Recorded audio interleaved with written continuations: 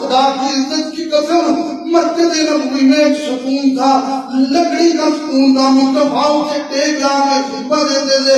ایک دن ایک عورت نے ممبر بنا دیا، حضور صلی اللہ علیہ وسلم ممبر پہ آ گئے۔ مشکات میں حدیث موجود ہے، اس ستون سے اس طرح رونے کی آواز آئی جیسے چھوٹا بچہ بھی لے کے روتا ہے، وہ لکڑی کا ستون رو رہا ہے۔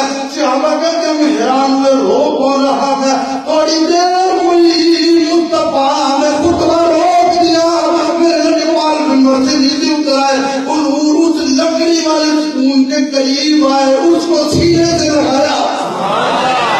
جہاں پہ میں سبق یہ دینا چاہتا ہوں، سبق یہ دینا چاہتا ہوں، مسجد میں حدیث پڑھنی تھی، سبق یہ دینا چاہتا ہوں، لکڑی رو پڑے تو مصطفیٰ سینے سے لگاتے ہیں۔ اگر غلام کی آنکھوں میں شیر چھوڑ کے آنسو آ جائے تو پھر مصطفیٰ کتنا کرم کرتے ہوں گے۔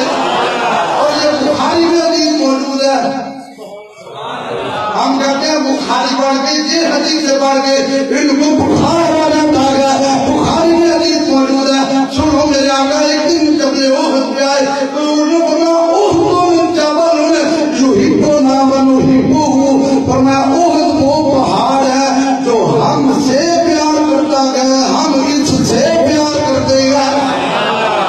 احد کون سا پہاڑ ہے؟ وہ پہاڑ ہے جو ہم سے، ہم اس سے۔ اچھا اگر ایک پہاڑ کے اندر حضور کا پیار ہو تو حضور اس کے سینے میں اپنے پیار کو جان دیتے ہیں۔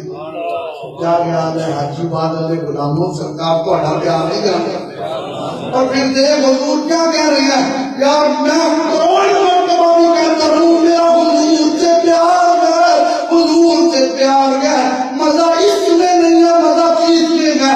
ایک بار ہماری پال بھی کہہ دے میرا غلام سے پیار ہے، چپلے حضور کہہ رہے ہیں یہ ہم سے پیار کرتا ہے، ہم اس سے پیار کرتے ہیں۔